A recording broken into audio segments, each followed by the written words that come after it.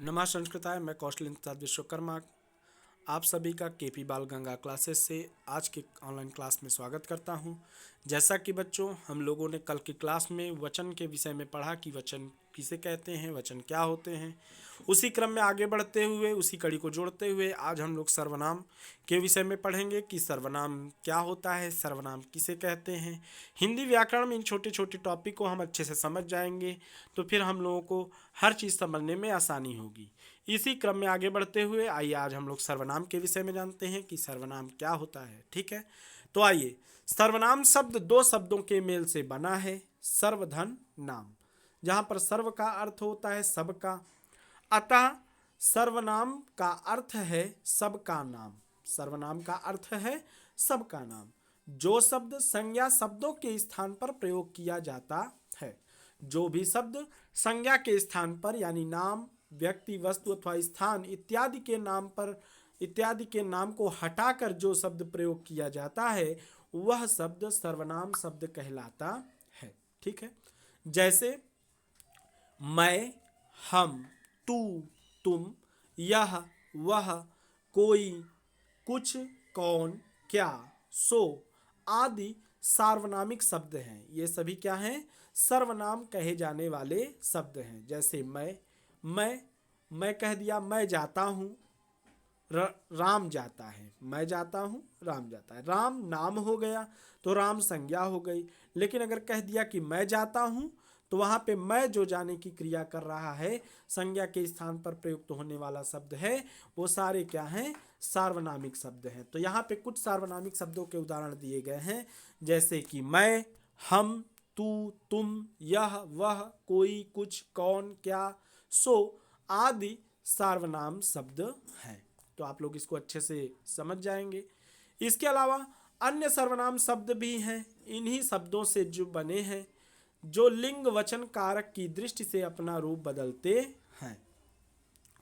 कहते हैं कि अन्य सर्वनाम शब्द भी इन्हीं शब्दों से बने हैं, जो लिंग वचन कारक की दृष्टि से अपना रूप बदल लेते हैं।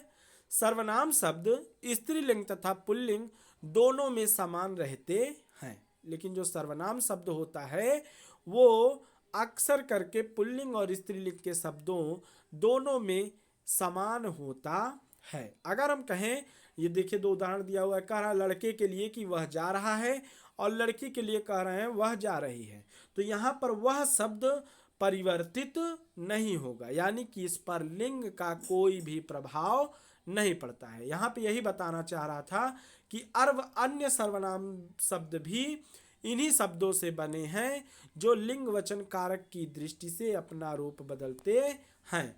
ठीक है, लेकिन ये रूप नहीं बदलते हैं। जैसे लड़का वह जा रहा है, लड़के के लिए कहा कि वह जा रहा है, और लड़की के लिए कहा कि वह जा रही है। तो लिंग के अनुसार हम ये नहीं बदल देंगे कि वह की जगह पे कोई दूसरा शब्द प्रयोग कर देंगे, चाहे वह जाने वाला लड़का हो या वह जाने वाली लड़की हो, दोनों के लिए वह ही प्रयोग करेंगे। आगे, सर्वनाम के एक वचन तथा बहुवचन रूप होते हैं। सर्वनाम के भी क्या होते हैं? जो सर्वनाम शब्द होता है उसके भी एक वचन तथा बहुवचन के रूप होते हैं। कैसे जानेंगे कि वह सर्वनाम शब्द एक वचन का है या बहुवचन का है? ये याद रखेंगे कि कंफ्यूज नहीं होंगे। संस्कृत में 3 वचन होते हैं, लेकिन हिंदी व्याकरण में 2 ही वचन होंगे। ठीक है, इस बात का आप विशेष ध्यान रखेंगे। इसलिए सर्वनाम शब्द केवल एक वचन और बहुवचन 2 ही रूप में परिवर्तित होगा। एक वचन में जैसे मैं, तुम, वह, यह, इसे, उसे, ये सारे एक वचन सार्वनामिक हैं, और बहुवचन में हम, आप, वे, ये, इन्हें, उन्हें, ये सारे शब्द बहुवचनांत हैं। ठीक, आगे सर्वनाम शब्द के कुछ भेद हैं, उनको आप लिख लेंगे। सर्वनाम शब्द के निम्नलिखित 6 भेद होते हैं। पहला पुरुषवाचक सर्वनाम, दूसरा निश्चयवाचक सर्वनाम, तीसरा अनिश्चयवाचक सर्वनाम, चौथा संबंधवाचक सर्वनाम, पांचवा प्रश्नवाचक सर्वनाम और छठवां निजवाचक सर्वनाम।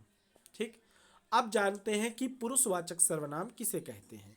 जिन सर्वनाम शब्दों का प्रयोग बोलने वाले, सुनने वाले या अन्य व्यक्ति के लिए किया जाता है। जिस सर्वनाम शब्द का प्रयोग बोलने वाले, सुनने वाले या अन्य व्यक्ति के लिए किया जाता है वे पुरुषवाचक सर्वनाम कहलाते हैं। जैसे मैं, तुम, वह आदि। ये सारे सर्वनामिक शब्द क्या हैं? पुरुषवाचक सर्वनाम हैं। जैसे मैं, तुम, वह आदि। उदाहरण के रूप में देख लीजिए, मैं सोने जा रहा हूं। अब यहाँ पे क्या मैं सोने जा रही हूं ऐसा बोध नहीं हो रहा है ना, मैं सोने जा रहा हूं। इससे क्या पता चला है? पुरुषवाचक होने का बोध हो रहा है। ऐसा लग रहा है कि इससे किसी व्यक्ति के विषय में बात की जा रही है, किसी व्यक्ति के विषय में बात की जा रही है ना। आगे, तुम्हारा नाम क्या है? यहाँ तुम्हारा जो सर्वनामिक शब्द है इससे भी लग रहा है कि यह किसका बोध करा रहा है? किसी व्यक्ति का बोध करा रहा है ना। कोई अन्य व्यक्ति है जिसका बोध करा रहा है ना। वह कल जाएगा, वह कल जाएगा, यह भी अन्य व्यक्ति के ही बारे में बोध करा रहा है। पुरुषवाचक सर्वनाम भी 3 प्रकार के होते हैं। पहला उत्तम पुरुष, जिसमें बोलने वाला अपने लिए कहता है। दूसरा मध्यम पुरुष होता है, तुम सुनने वाले के लिए होता है। और अन्य पुरुष वह अन्य सभी के लिए होता है। ठीक। पुरुषवाचक सर्वनाम के भी कितने भेद हैं? 3 भेद हैं। पहला उत्तम पुरुष सर्वनाम, दूसरा मध्यम पुरुष सर्वनाम और तीसरा अन्य पुरुष सर्वनाम। ठीक। अब आइए जानते हैं कि उत्तम पुरुष सर्वनाम किसे कहते हैं। सर्वनाम का वह रूप जिससे किसी बात को कहने वाले का बोध हो तो उसे उत्तम पुरुष कहते हैं। जैसे तुम, तू, आप, हम, मेरा, हमारा, हमें इत्यादि शब्द। ठीक। उदाहरण स्वरूप, जैसे मैं कल जयपुर जाऊंगा। यहाँ जो मैं सर्वनाम शब्द है इससे किसका बोध हो रहा है? उत्तम पुरुष का बोध हो रहा है। इसी तरह मुझे तुम्हारी पुस्तक चाहिए से मुझे शब्द उत्तम पुरुष का बोध करा रहा है। हम घूमने जा रहे हैं, इसमें हम शब्द जो है उत्तम पुरुष का बोध करा रहा है। और मुझे तुम्हारी घड़ी चाहिए, यहाँ पर मुझे शब्द उत्तम पुरुष सर्वनाम का बोध करा रहा है। इसी प्रकार अब हम लोग मध्यम पुरुष के बारे में जानेंगे। मध्यम पुरुष किसे कहते हैं? इस सर्वनाम शब्द का प्रयोग, मध्यम पुरुष सर्वनाम शब्द का प्रयोग सुनने वाले श्रोता के लिए किया जाता है। जैसे तुम, तू, आप, तेरा, तुम्हारा। उदाहरण स्वरूप वाक्य में देख लीजिए, जैसे तुमसे कुछ काम है, मुझे तुमसे कुछ काम है। तो यहाँ जो तुमसे सार्वनामिक शब्द आया है यह मध्यम पुरुष का कहलाता है। इसी तरह तुम्हारे पिताजी क्या काम करते हैं, यहाँ जो तुम्हारे शब्द आया यह मध्यम पुरुष सार्वनामिक शब्द है। इस शब्द से हमें मध्यम पुरुष का बोध होता है। इसी तरह आइए समझ लेते हैं अन्य पुरुष। जिन सर्वनाम शब्दों का प्रयोग बोलने वाले और सुनने वाले व्यक्ति के अतिरिक्त किसी अन्य व्यक्ति के लिए किया जाए उन्हें अन्य पुरुष कहते हैं। जैसे वह, वे, उसे, उसका, उनके आदि। उदाहरण स्वरूप कुछ वाक्य देख लेते हैं। जैसे उन्हें रोको मत, जाने दो, वे फुटबॉल खेल रहे हैं। यहाँ पे उन्हें, वे इत्यादि सार्वनामिक शब्द अन्य पुरुष के हैं। ठीक। अब आता है दूसरा सर्वनाम का भेद। दूसरा सर्वनाम भेद है निश्चयवाचक सर्वनाम। जो सर्वनाम शब्द किसी निश्चित व्यक्ति, वस्तु अथवा घटना की ओर संकेत करे उसे निश्चयवाचक सर्वनाम कहते हैं। जैसे कुछ प्रमुख निश्चयवाचक सर्वनाम शब्द के उदाहरण दे रहे हैं, उनको देख लीजिए। जैसे वे, ये, यह, वह, इस, उस आदि। ये सारे सार्वनामिक शब्द क्या हैं? निश्चयवाचक सर्वनामिक शब्द हैं। ठीक है। उदाहरण के स्वरूप वाक्य में देख लीजिए। जैसे वह मेरा घर है। यह निश्चय कर रहा है कि वो जो घर है वह मेरा है। ठीक है। इसी तरह यह मेरी पेंसिल है। यह पेंसिल किसकी है? मेरी है। इसका निश्चय कर रहा है कि यह जो पेंसिल दिखाई दे रही है यह मेरी ही है, इस बात का निश्चय हो रहा है। इसलिए यह वह शब्द जो है, सार्वनामिक शब्द जो है वो निश्चयवाचक सार्वनामिक शब्द है। अगला भेद हम लोग पढ़ेंगे अनिश्चयवाचक सर्वनाम। जो सर्वनाम शब्द किसी निश्चित वस्तु या व्यक्ति का बोध कराते हैं, जो सर्वनाम शब्द किसी निश्चित वस्तु या व्यक्ति का बोध नहीं कराते हैं। ठीक है, यहाँ पे गलत छपा हुआ है, उसको आप लोग बना लीजिएगा। जो सर्वनाम शब्द किसी निश्चित वस्तु या व्यक्ति का बोध नहीं कराते हैं वे अनिश्चयवाचक सर्वनाम कहलाते हैं। यहाँ पे किताब में मिसप्रिंट हो गया है, उसको आप सुधार लीजिएगा। ठीक है, वे अनिश्चयवाचक सर्वनाम कहलाते हैं। जैसे दरवाजे पर कोई खड़ा है। अब दरवाजे पर जो खड़ा है निश्चित नहीं है कि वह कौन खड़ा है। महिला खड़ी है, पुरुष खड़ा है, या कोई रिश्तेदार खड़ा है। ठीक है, ऐसा मतलब किसी भी प्रकार का बोध नहीं हो पा रहा है, निश्चित नहीं हो पा रहा है कि वह जो दरवाजे पर खड़ा है कौन है। ठीक है, तो निश्चित ना होने के कारण, अनिश्चित होने के कारण इसमें अनिश्चयवाचक सर्वनाम है। अनिश्चयवाचक सर्वनाम कौन है? कोई जो सार्वनामिक शब्द है वह अनिश्चयवाचक सर्वनामिक शब्द है। इसी तरह दूध में कुछ गिर गया है। दूध में कुछ गिरा है या दूध में कुछ गिर गया है, तो यहाँ पे जो कुछ शब्द है यह भी क्या है? अनिश्चयवाचक सार्वनामिक शब्द है। इससे भी निश्चितता का बोध नहीं हो रहा है। कुछ प्रमुख अनिश्चयवाचक सर्वनाम शब्द के उदाहरण जैसे किसी, किन्हीं, कुछ, कोई आदि शब्द जो हैं वो अनिश्चयवाचक सार्वनामिक शब्द हैं। इनका प्रयोग जहाँ पर होगा आप जान जाइएगा कि ये किसी, किन्हीं, कुछ, कोई इत्यादि शब्द अनिश्चयवाचक सार्वनामिक शब्द हैं। अब आते हैं हम लोग संबंधवाचक सर्वनाम कि संबंधवाचक सर्वनाम क्या होते हैं।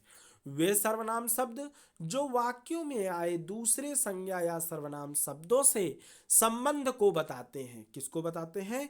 संबंध को बताते हैं। वे संबंधवाचक सर्वनाम कहलाते हैं। जैसे जो करेगा सो भरेगा, जो करेगा सो भरेगा, जिसे चाहो उसे बुला लो, जिसे चाहो उसे बुला लो। तो यहाँ पर ये जो सारे शब्द आ गए ये सब कौन है? सो, उसे, ये सारे शब्द संबंध का बोध करा रहे हैं। किसका बोध करा रहे हैं? संबंध का। यदि वह नहीं करेगा तो वह नहीं भरेगा, यदि वह नहीं चाहेगा तो उसे नहीं बुलाएगा, है ना। तो इसीलिए कहा पहले वाक्य से दूसरे वाक्य का क्या होगा? संबंध होगा। ठीक है, अगर पहले वाक्य का दूसरे वाक्य से संबंध ना हो, मतलब देखिए दो वाक्य है ना, जो करेगा मतलब जो करेगा सो भरेगा, यहाँ पे दो क्रियाएं हो रही, करेगा भरेगा, तो दो क्रियाओं को जोड़ने का काम कर रहा है ना। तो ये जो जोड़ने का संबंध सूचक या संबंधवाचक जो सर्वनाम होगा, ये जो है जोड़ने का जो काम करता है, यह संबंधवाचक सार्वनामिक शब्द कहलाता है, यह सर्वनाम कहलाता है। समझ गए? आगे बढ़ते हैं। कुछ प्रमुख संबंधवाचक सर्वनाम शब्दों के उदाहरण हैं, उनको आप देख लीजिए। जैसे जिसने, उसने, जिसका, उसका, जो, सो आदि शब्द क्या हैं? सार्वनामिक शब्द हैं। ठीक है, क्या है? संबंधवाचक सार्वनामिक शब्द हैं। इसमें भी जो करेगा सो भरेगा में जो, सो, जिसे चाहो उसे बुला लो, जिसे, उसे, ये सारे क्या हैं? संबंधवाचक सार्वनामिक शब्द हैं। ठीक है, आगे बढ़ते हैं। प्रश्नवाचक सर्वनाम। अब प्रश्नवाचक सर्वनाम किसे कहते हैं? जिन सर्वनाम शब्दों का प्रयोग प्रश्न करने के लिए होता है उन्हें प्रश्नवाचक सर्वनाम कहते हैं। जैसे तुम क्या लाए हो, दरवाजे पर कौन खड़ा है। अब इनको तो आप जानते होंगे, जो प्रश्न का बोध कराए, वो जो शब्द प्रश्न का बोध कराए वो प्रश्नवाचक सार्वनामिक शब्द होते हैं। ठीक है, इसमें जैसे क्या, कौन, ये सारे शब्द जो आ गए दोनों वाक्यों में, ये प्रश्नवाचक सार्वनामिक शब्द हैं। ठीक है, कुछ प्रमुख प्रश्नवाचक सर्वनामिक शब्द के उदाहरण आप लोग याद कर लीजिए। जैसे कहाँ, कौन, किसने, किसे, क्या, कब, ये सारे शब्द जब आ जाएंगे तो आप जान जाइए ये प्रश्नवाचक सार्वनामिक शब्द है। अगला बढ़ते हैं। निजवाचक सर्वनाम। जिन सर्वनाम शब्दों का प्रयोग व्यक्ति अपने आप के लिए करता है वे निजवाचक सर्वनाम शब्द कहलाते हैं या निजवाचक सर्वनाम कहलाते हैं। जैसे मैं खुद ही चला जाऊंगा। पहला उदाहरण है मैं खुद ही चला जाऊंगा। यहाँ पर जो खुद ही शब्द है यह निजता का बोध करा रहा है, अपने आप का बोध करा रहा है, स्वयं का बोध करा रहा है ना। इसी तरह दूसरा वाक्य, हमें अपना काम अपने आप कर लेना चाहिए। यहाँ पर भी जो अपने आप शब्द आया ये निजवाचक सर्वनाम का बोध करा रहा है। इसी तरह कुछ प्रमुख निजवाचक सर्वनाम शब्द के उदाहरण हैं, जैसे अपने आप, स्वयं, खुद इत्यादि जो शब्द हैं ये निजवाचक सर्वनामिक शब्द हैं। आइए आगे बढ़ते हैं। सर्वनाम शब्दों के रूप रचना। अब सर्वनाम शब्दों का रूप की रचना किस प्रकार हुई इसके बारे में जानेंगे कि सर्वनाम शब्दों का रूप कैसे निर्धारित किया गया। ठीक है, तो आइए देखते हैं। संज्ञा शब्दों की ही भांति सर्वनाम शब्दों की भी रूप रचना होती है। सर्वनाम शब्दों के प्रयोग के समय जब इनमें कारक चिन्हों का प्रयोग करते हैं तो इनके रूप में परिवर्तन आ जाता है। पुरुषवाचक सर्वनाम मैं, उत्तम पुरुष। अब इसके बारे में जानेंगे कैसे। कारक के अनुसार एक वचन बहुवचन में। ठीक है, अब कर्ता में कैसे एक वचन में और बहुवचन में रूप बदलेगा देखिए। मैंने, ये कर्ता कारक में एक वचन में प्रयोग होगा। ये सार्वनामिक शब्द मैं और मैंने एक वचन में प्रयोग होगा, तो वही मैं, हम और हमने बहुवचन में। कर्म कारक में मुझ शब्द एक वचन का बोध कराएगा तो हमें शब्द बहुवचन का बोध कराएगा। ये सारे सार्वनामिक शब्द एक वचन और बहुवचन का कारक के अनुसार कैसे प्रयोग होंगे इसका उदाहरण बता रहे हैं। ठीक है, कि कर्ता कारक में यदि सार्वनामिक शब्द मैं और मैंने है तो बहुवचन में हम और हमने होगा। कर्म कारक में मुझको है तो हमें होगा। करण कारक में मुझसे या मेरे द्वारा है तो हमसे या हमारे द्वारा बहुवचन में प्रयोग होगा। संप्रदान कारक में मेरे लिए या मुझको प्रयोग होगा तो बहुवचन में हमारे लिए या हमसे का प्रयोग होगा। अपादान कारक में मुझे प्रयोग होगा तो एक वचन में मुझे प्रयोग होगा तो बहुवचन में हमको प्रयोग होगा। संबंध कारक में मुझसे प्रयोग होगा एक वचन में तो हमसे बहुवचन में प्रयोग होगा। अधिकरण कारक में मेरा, मेरे, मेरी, मुझ में, मुझ पर शब्द प्रयोग किया जाएगा। सार्वनामिक शब्द एक वचन में प्रयोग किया जाएगा तो हमारा, हमारे, हमारी बहुवचन में प्रयोग किया जाएगा। ठीक है, हम में, हम पर, ये भी। नोट, अब विशेष रूप से कुछ जान लीजिए। सर्वनाम शब्दों में संबोधन कारक नहीं होता है। सर्वनाम शब्द के लिए संबोधन कारक नहीं होता है। जैसे हम लोगों ने राम के लिए हे राम शब्द प्रयोग किया होगा या हे बालक इत्यादि शब्दों का प्रयोग किया होगा, उसी तरह सर्वनाम शब्द में हम संबोधन कारक का प्रयोग कभी भी नहीं करेंगे कि कभी कह दें हे वह, हे तुम, हे मैं, हे हम, ऐसा प्रयोग नहीं होता है। ठीक है, तो संबोधन कारक में सर्वनाम शब्द का प्रयोग कभी भी नहीं किया जाता है, ना ही हिंदी व्याकरण के अंतर्गत और ना ही संस्कृत व्याकरण के अंतर्गत। इस बात का आप ध्यान विशेष रूप से देंगे। आगे पुरुषवाचक सर्वनाम, तू मध्यम पुरुष का। चलिए इतना डिटेल में जान लीजिए जल्दी जल्दी। अब इसको थोड़ा जल्दी जल्दी जान लेते हैं कि इसका एक वचन और बहुवचन में प्रयोग कैसे होगा। पुरुषवाचक सर्वनाम का कर्ता एक वचन में होगा तो तू, तूने, और बहुवचन में होगा तो तुम, तुमने, तुम। कर्म में तुझे तो बहुवचन में लोग, तुम लोगों ने, लोग, और तुम लोगों ने बहुवचन में प्रयोग करेंगे। करण में तुमसे, तेरे द्वारा तो जो है बहुवचन में तुम्हें। संप्रदान में तेरे लिए, तुझे तो बहुवचन में तुम्हारे द्वारा। अपादान में तुझसे या तुमसे तो संबंध में तेरा, तेरे, तेरी, और बहुवचन में तुम्हारे लिए, तुम्हें। अधिकरण में तुझ में, तुझ पर तो बहुवचन में तुमसे, तुम्हारा, तुम्हारे, तुम्हारी, तुम में, तुम पर। ठीक, इसी तरह पुरुषवाचक सर्वनाम वह, अन्य के लिए एक वचन और बहुवचन में कैसे रूप बनेगा इसका। कर्ता कारक में वह, उसने तो बहुवचन में वे, उन्होंने, वे। कर्म में उसे, उसको तो लोग, उन लोगों ने। करण में उससे, उसके द्वारा तो उन्हें, उनको। संप्रदान में उसको, उसके लिए तो बहुवचन में उनसे, उनके द्वारा। अपादान में उसे तो अपादान में एक वचन में उसे तो बहुवचन में उनके या उन्हें। संबंध के एक वचन में उससे तो बहुवचन में उनके लिए। अधिकरण में एक वचन में उसका उसकी उसके प्रयोग करेंगे तो बहुवचन में उनसे उनका उनकी प्रयोग करेंगे। इसी तरह और भी है, उसने उस पर, उनके उनमें उन पर। ये पूरा उसी का उदाहरण है अधिकरण का ही। अधिकरण में उसका उसकी उसके उसने उस पर, तो बहुवचन में उनसे उनका उनकी उनके उनमें उन पर। ठीक है, ये बहुवचन। ये कुल मिला के एक वचन और बहुवचन में पूरी चीज बता रहा है। ठीक है, इसको आप लोग ध्यान दे देंगे, अच्छे से आप लोग इसको पढ़ लेंगे। मैं इसका शॉर्ट भी भेज दूंगा, स्क्रीनशॉट भी भेज दूंगा आप लोगों के पास, इसको ध्यान से देख लेंगे। निश्चयवाचक सर्वनाम को आइए जल्दी से जान लेते हैं। कर्ता कर्ता कारक में यह इसने तो बहुवचन में ये इन्होंने। कर्म कारक एक वचन में इसे इसको तो बहुवचन में इन्हें इनको। करण कारक में इससे इसके द्वारा तो बहुवचन में इनसे इनके द्वारा। संप्रदान में एक वचन में इसे इसके लिए तो बहुवचन में इन्हें इनके लिए। अपादान में इसको तो बहुवचन में इनको। संबंध में इससे तो बहुवचन में इनसे। अधिकरण में इसका इसकी इसके तो बहुवचन में इनका इनकी इनके। यही नीचे भी इनमें इस पर इनमें इन पर। ठीक है, इनसे और इनमें का अंतर रहेगा। निश्चयवाचक सर्वनाम में इसी तरह जान लेते हैं। कर्ता कारक में कोई किसी ने तो कोई किन्हीं ने। कर्म कारक में किसी को किन्हीं को। करण में किसी से किन्हीं से। संप्रदान में किसी के लिए किसी तो किन्हीं के लिए। बस किसी और किन्हीं का प्रयोग हो जाएगा बहुवचन में। किसी एक वचन में रहेगा तो किन्हीं बहुवचन में। ठीक है। अपादान किसी से किन्हीं से। संबंध किसी का किसी से किन्हीं का किन्हीं को किसी के की किन्हीं के। प्रश्नवाचक सर्वनाम देख लीजिए एक वचन बहुवचन में कैसे प्रयोग होंगे। कर्ता कारक में कौन किसने तो कौन किन्हें ने। कर्म में किसे किसको तो किन्हें किनको। करण में किससे तो बहुवचन में किनसे। संप्रदान में किसको किसके तो किनसे। अपादान में किसके लिए किसे तो किनको किनके। संबंध में किससे तो बहुवचन में लिए किन्हें किनसे। एक वचन और बहुवचन का ही भेद करा रहे हैं, किसका किसकी से किनसे बन जाएगा। ठीक है, इसी तरह और जान लेंगे। आइए संबंधवाचक सर्वनाम जल्दी से देख लेते हैं। जो जिसने जो जिन्होंने। कर्ता कारक एक वचन में जो जिसने बनेगा तो बहुवचन में जो जिन्होंने बन जाएगा।